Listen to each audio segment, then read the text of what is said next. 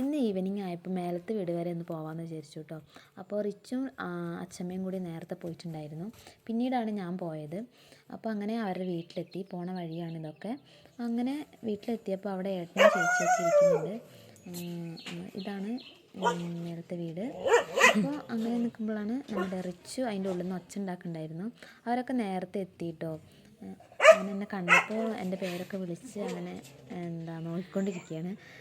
എന്നെ കണ്ടപ്പോൾ കുറച്ച് നാണമൊക്കെ ആയി കേട്ടോ. അങ്ങനെ ഉള്ളിൽ നിന്ന് ഇങ്ങനെ ഇറങ്ങി വരികയാണ്. കുറേ ചിരിയൊക്കെ വരുന്നുണ്ടെങ്കിലും ചിരിക്കാതെയൊക്കെ എങ്ങനെയൊക്കെ പിടിച്ച് വെച്ച് വരികയാണ് കേട്ടോ.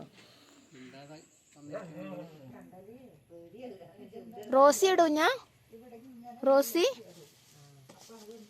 ഇവിടെ എന്താ റോസി ബാ അച്ഛനെവിടെ? ഇന്നില്ല, നാളെ 1:30 ഉള്ളൂ. കുറച്ചു നേരം റിച്ചുവിൻ്റെ കളിയൊക്കെ കണ്ടതിന് ശേഷം ലീലേശ് എന്തോ അവന് കഴിക്കാൻ കൊടുത്തിട്ടുണ്ട് കേട്ടോ. അത് കഴിക്കുന്നതിൻ്റെ തിരക്കിലാണ് റിച്ചു, കണ്ടില്ലേ. അത് കഴിഞ്ഞപ്പോൾ അമ്മ ഇടയ്ക്ക് പറഞ്ഞിട്ടുണ്ടായിരുന്നു ലീലേച്ചിക്ക് പുതിയ വഴിയൊക്കെ ഉണ്ടാക്കിയിട്ടുണ്ടെന്ന്.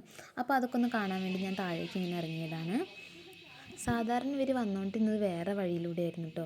ആ വഴി മോശമെന്നല്ല കുറച്ച് കയറ്റമായിരുന്നു. അപ്പോൾ സാധനങ്ങൾ കൊണ്ടുവരാനാണെങ്കിലും വീട്ടിലേക്ക് എന്തെങ്കിലും വണ്ടികൾ വരാനാണെങ്കിലും കുറച്ച് ബുദ്ധിമുട്ടായിരുന്നു. അപ്പോൾ ഈ വഴി വന്നപ്പം കുറച്ചും കൂടി എളുപ്പമായി കേട്ടോ. വീടിൻ്റെ ഉമ്മറത്ത് വരെ വണ്ടി വരാനും സാധനങ്ങൾ ഇറക്കാനാണെങ്കിലും കുറേ ബുദ്ധിമുട്ട് മാറി കിട്ടി കേട്ടോ. ആ വഴി ഞാൻ കാണിച്ചു തരുന്നുണ്ട്.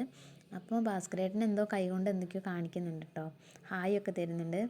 അപ്പോൾ ഇപ്പം ഞാൻ താഴേക്ക് നോക്കില്ലേ, ആ വഴിയായിരുന്നു ഇവർ ആദ്യം കയറിക്കൊണ്ടിരുന്നത് കേട്ടോ.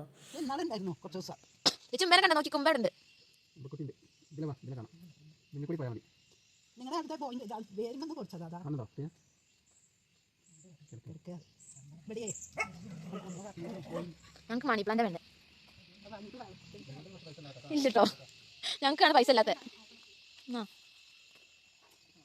കാണില്ല. റിച്ചിനെ പശുക്കുട്ടീനെ കാണിക്കുകയാണ് കേട്ടോ. അപ്പോൾ റിച്ചിനെ അങ്ങനെ കാണുന്നില്ല. പിന്നെ ഞാൻ ഫോൺ അമ്മേൻ്റെ കയ്യിൽ കൊടുത്തിട്ട് റിച്ചിനെ പശുക്കുട്ടീനെ കാണിച്ച് കൊടുത്തു കേട്ടോ. അപ്പോൾ അവന് വാവാ അമ്മ എന്നൊക്കെ പറയാൻ തുടങ്ങി. കുറേ കഴിഞ്ഞപ്പോൾ പിന്നെ റിച്ചിനും അവിടെ നിൽക്കണ്ട കേട്ടോ, വീട്ടിലേക്ക് എങ്ങനെയെങ്കിലും എത്തിയാൽ മതി. അപ്പോൾ അവന് പോവാമ്മ എന്ന് പറഞ്ഞുകൊണ്ടിരിക്കുന്നുണ്ടായിരുന്നു. ആ വഴിയൊക്കെ കാണിച്ചു തരുന്നുണ്ട്, അത് കൂടെ പോവാന്നൊക്കെ പറഞ്ഞുകൊണ്ടിരിക്കുകയാണ്. ടാറ്റ കൊടുക്കുന്ന ഉമ്മ പറ ഉമ്മ ഒച്ചയില്ല ഉമ്മയ്ക്ക്.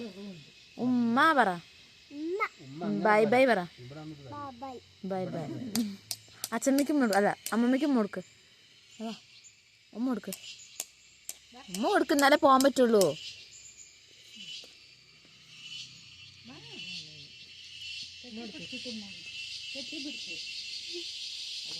ഇപ്പൊ കെട്ടിപ്പിടിക്കേ.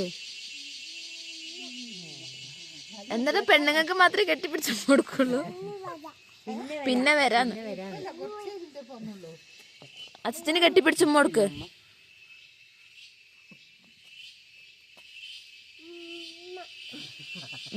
കെട്ടിപ്പിടിച്ചിട്ടില്ല, കെട്ടിപ്പിടിക്കേ.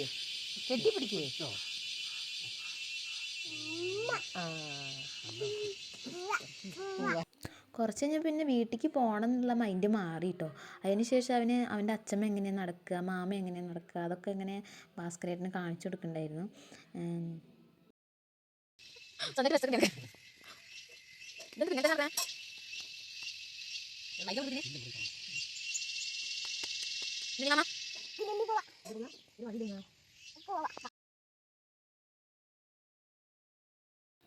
പോകാൻ നേരത്ത് ഞങ്ങൾക്ക് ലീലേച്ചി ചായയൊക്കെ തന്നു കേട്ടോ. കാപ്പിയായിരുന്നു, ബെല്ലൊക്കെ ഇട്ടിട്ടുള്ള കാപ്പിയായിരുന്നു.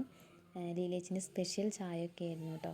അപ്പോൾ അതൊക്കെ അങ്ങനെ കഴിച്ചിട്ട് ഞങ്ങൾ പിന്നെ പതിയെ വീട്ടിലേക്ക് ഇറങ്ങി. ചെരുപ്പ് ഇവിടെ ഇതാ കുട്ടീൻ്റെ ചെരുപ്പ്. ഞങ്ങൾ പോട്ടെ, ബൈ ബൈ.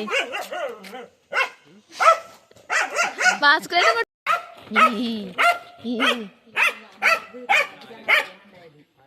വീണ്ടും ഞങ്ങളിങ്ങനെ പോവാണ്. മഴയൊക്കെ ആയതുകൊണ്ട് കുറേ ആയിട്ട് ഇങ്ങോട്ട് വന്നിട്ട്. അപ്പോൾ ആകെ കാട് പിടിച്ച് കിടക്കുകയായിരുന്നു. അപ്പോൾ ഈ വഴിയൊന്നും ആരും വരില്ല കേട്ടോ. ഇത് കൂടെ ഒരു വഴി തന്നെ ഇല്ല. ഞങ്ങളിങ്ങനെ നടന്ന് ചെറിയ വഴി ആക്കിയിട്ടുണ്ട്. അപ്പോൾ അത് കൂടിയാണ് ഞങ്ങൾ ഞങ്ങളുടെ വീട്ടിലേക്ക് പോകുന്നത്. അപ്പോൾ താഴെയാണ് കേട്ടോ ഞങ്ങളുടെ വീട്. അപ്പോൾ അമ്മ അവനെ എടുത്തിട്ടുണ്ട്. ലീലേച്ചി എന്തോ പുല്ലരിയാനൊക്കെ പോവാണ് അവർ. അപ്പോൾ അവരോടൊക്കെ ഹായ് പറഞ്ഞിട്ട് റിച്ചു ഇറങ്ങി കേട്ടോ.